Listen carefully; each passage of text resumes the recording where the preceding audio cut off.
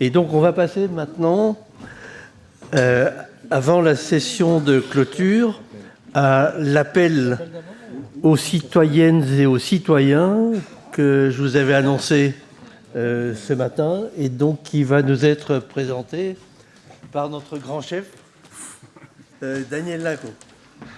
Bonsoir. Merci beaucoup. Merci Jean-Louis. Donc voilà.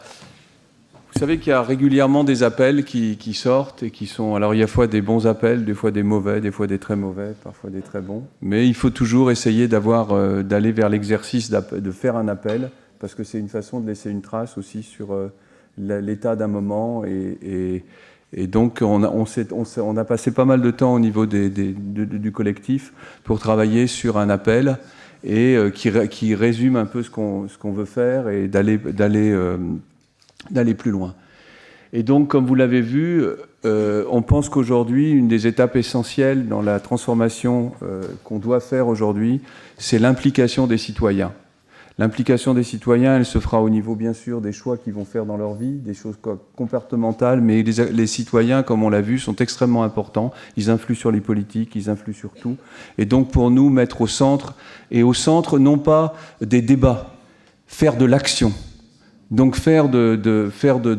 d'appeler à quelque chose qui appelle aux actes citoyennes et citoyens, parce qu'effectivement, il nous reste un peu que le soleil au service de l'homme, même si on met un grand H à homme, c'est quand même mieux en le disant qu'il n'y a pas que des hommes et des hommes tout seuls, il y a des hommes et des femmes, donc on l'a mis. Et on appelle à agir sur tous les fronts pour déployer sans délai les énergies renouvelables pour toutes et tous et dans tous les pays. Et l'appel lui-même repart sur des considérations qui sont des considérations générales au départ sur le changement climatique, mais surtout aussi sur rappeler que c'est le soleil. D'ailleurs, dans l'équation qu'on a à régler aujourd'hui, un des éléments clés, on dit toujours les ressources sont limitées, on est sur une petite planète. Oui, c'est vrai, 1000 fois, 10 000 fois vrai. Par contre, il y a une ressource qui n'est pas à l'échelle humaine, qui est même extraterrestre. C'est la lumière du soleil. Et la lumière du soleil, c'est un élément qui peut changer les choses dans le bon sens et dans le mauvais. Effectivement, le changement climatique qui vient aussi d'une interaction du soleil. Néanmoins, aujourd'hui, on a tenu, et il y a eu un long débat aussi très intéressant, sur le fait que l'humanité lui doit la vie, lui doit la nourriture, l'énergie, la santé, et je pense qu'il faut remettre aussi au cœur de tout la notion de bonheur. Elle est aussi à l'origine de la formation du pétrole, donc on voit la facette un peu sombre dans la façon dont il l'a utilisé, parce que le pétrole, le charbon ont été utiles aussi pour l'humanité, et en fait qui nous conduit au bord du gouffre climatique du fait de l'accumulation du CO2.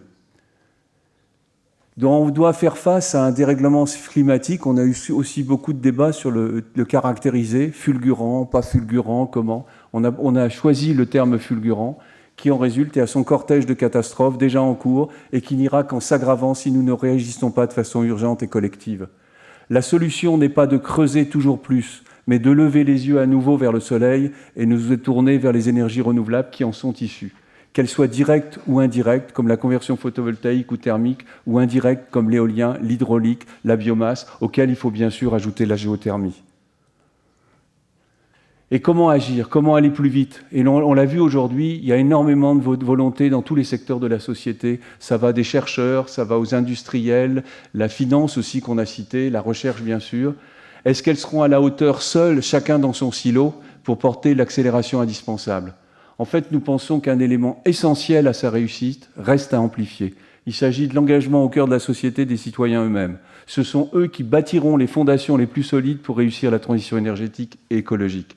Sans leur adhésion, leur implication, leur détermination, la transformation sera beaucoup trop lente et n'aboutira pas. Qu'y a-t-il de plus mobilisateur que de pouvoir produire de l'énergie localement sur le toit d'une maison, d'une école, avec une ferme solaire ou éolienne, ou à partir d'une biomasse gérée durablement?